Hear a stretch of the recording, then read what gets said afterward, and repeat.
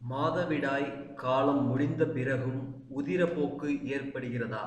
பெண்களே உஷார். வாங்க இதனை பற்றி இந்த பதிவில் விரிவாக பார்க்கலாம். அதற்கு முன்னாடி நம்ம சேனலை மறக்காம சப்ஸ்கிரைப் பண்ணுங்க. பெண்கள் மாதம் சந்திக்கிற பிரச்சனைகளில் ஒன்று மாதவிடாய். பொதுவாக பெண்களுக்கு இந்த மாதவிடாய் காலம் மிகவும் சிக்கலானது என்றே சொல்ல வேண்டும். அந்த குறிப்பிட்ட 5 நாட்களில் பெண்கள் மன ரீதியாகவும் உடல் ரீதியாகவும் ஏராளமான உபாதைகளை சந்திப்பார்கள். அது அவர்களுக்கு பெரும் தொல்லையாகவே இருக்கும். அவற்றையெல்லாம் பொருட்படுத்தாது அதனை கடந்து வரும் பெண்களுக்கு ஒரு சபாஷ் சொல்லியபடி இந்தக் கட்டுரையை தொடரலாம்.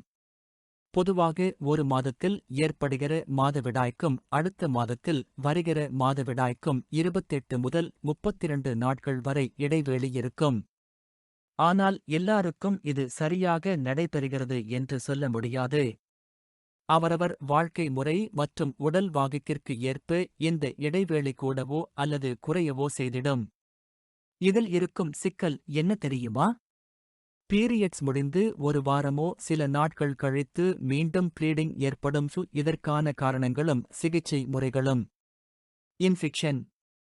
சிலருக்கு நோய் தொற்று காரணமாக கூட இன்ஃபெக்ஷன் ஏற்பட்டு உதரப்போக்கு ஏற்படக்கூடும். பெரும்பாலானருக்கு இப்படி தாமதமான உதரப்போக்கு ஏற்படுவதற்கு நோய் தொற்றுதான் பிரதான காரணமாக இருக்கிறது.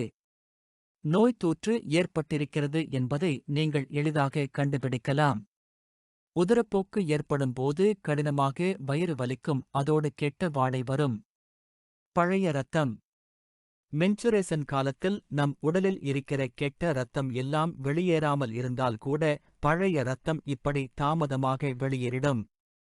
இப்படி வெளியேறு இரத்தம் பிரவன் அல்லது டார்க் நிறத்தில் இருந்திடும். இது சாதாரண மாதவிடாய் முடிந்து 1 முதல் 2 வாரங்கள் கழித்து கூட இப்படியான மாதவிடாய் ஏற்படக்கூடும். உடலுறவு. சாதாரணமாக சிலருக்கு உடலுறவு முடித்து சில மணி நேரத்தில் பெண்களுக்கு உதரப்போக்கு ஏற்படக்கூடும் என்பது தெரியும். ஆனால் மாதவிடாய் காலத்திலோ அல்லது அதற்கு முன்னதாகவோ உடலுறவு கொள்ளும் போது சிலருக்கு உதரப்போக்கு ஏற்பட வாய்ப்புண்டு. Irregular period. சரிசமமில்லாத மாதவிடாய் பெரும்பாலும் இளம்பெண்களுக்குத்தான் ஏற்படக்கூடும். அவர்களது உடல் மாதவிடாய் உதரப்போக்கிற்கு ஏற்ப பழக நேரம் பிடிக்கும். அதற்காக ஹார்மோன் மாற்றங்களால் கூட இந்த பிரச்சனை ஏற்படும். அதேபோல மெனோபாஸ் பிரச்சனை ஏற்படும் வயதிலும் கூட பெண்களுக்கு இந்த சிக்கல் ஏற்படக்கூடும். கர்ப்பத்தடை மாத்திரைகள். அடிக்கடி கர்ப்பத்தடை மாத்திரை பயன்படுத்துபவர்களுக்கு இப்படி மாதவிடாயில் சிக்கல்கள் ஏற்படக்கூடும். பயன்படுத்திய சிறிது மாத இடைவேளையில் இந்த சிக்கல் ஏற்படக்கூடும். இந்த மாத்திரை சாப்பிடுவதை திடீரென்று ஆரம்பித்தாலோ அல்லது நிறுத்திய சிறிது காலத்திலேயோ இந்த பிரச்சனை ஏற்படக்கூடும். யூட்ரைன் ஃபிப்ராய்ட்ஸ். கருப்பைப்பையில் ஏற்படக்கூடிய கட்டி ஏற்பட்டிருந்தால் கூட காலந்தாழ்ந்த மாதவிடாய் ஏற்படும். கர்ப்பப்பையில் ஏதேனும் பிரச்சனை ஏற்பட்டிருந்தால் கூட மாதவிடாயில் இப்படியான சிக்கல்கள் ஏற்படக்கூடும். ஓவுலேஷன். பெண்களுக்கு ஓவுலேஷன் ஏற்படும் போது இப்படியான மாதவிடாய் பிரச்சனை ஏற்படும். ஹார்மோன் மாற்றத்தினால் உங்களது உடலில் ஈஸ்ட்ரோஜன் அளவு வேறுபடும் போது அதீத வயிற்று வலி மற்றும் மாதவிடாய் ஏற்படும். கர்ப்பம். கர்ப்பமாக இருக்கும்போது முதல் ட்ரைம்ஸ்டரில் சில பெண்களுக்கு உதரப்போக்கு ஏற்படக்கூடும்.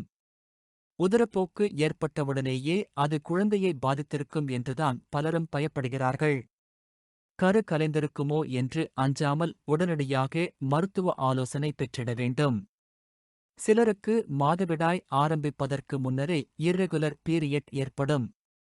இன்றைய வாழ்க்கை முறை மாற்றத்தினால் யாவருக்கும் மன அழுத்தம் என்பது சர்வசாதாரண விஷயமாகிவிட்டது. மன அழுத்தம் அதிகமானால் கூட பெண்கள் சிலருக்கு உதரப்போக்கு ஏற்படுவதுண்டு. முறையற்ற மாதவிடாய்க்கு அடிப்படை காரணியாக இந்த மன அழுத்தம்தான் சொல்லப்படுகிறது. நிவாரணம். முறையற்ற உதரப்போக்கினை புதிதாக ஏதேனும் மாத்திரை சாப்பிட்டு நிவர்த்தி செய்ய முடியாது. இது ஹார்மோன் மாற்றத்தால் ஏற்படக்கூடிய ஒரு உடலியல் மாற்றம். தானாகவே சரி செய்யும். அப்படி சரியாக நீங்கள் சில முன்னேற்பாடுகளை செய்யலாம். செய்ய வேண்டியவை: அதீத உடல் எடை கொண்டுள்ள பெண்களுக்கு கூட உதரப்போக்கு பிரச்சனை ஏற்பட அதிக வாய்ப்புண்டு என்பதால் உடல் எடையை அவசியம் கட்டுக்குள் வைத்திருக்க வேண்டும். மெனோபாஸ் காலத்தில் கூட உங்களுக்கு இது சிக்கலை ஏற்படுத்தும். ஆஸ்பிரின் மாத்திரை தொடர்ந்து எடுத்துக் கொள்கிறவர்களாக இருந்தால் அதனை கட்டுப்படுத்துங்கள். ஏனென்றால் ஆஸ்பிரின் மாத்திரைக்கு உங்கள் இரத்தத்தின் அடர்த்தியை குறைக்கும் ஆற்றல் இருக்கிறது. இதனால் முறையற்ற உதரப்போக்கு ஏற்படக்கூடும். இவை எல்லாவற்றையும் விட மிக முக்கியமானது மன அழுத்தம் இல்லாத வாழ்க்கை முறைதான்.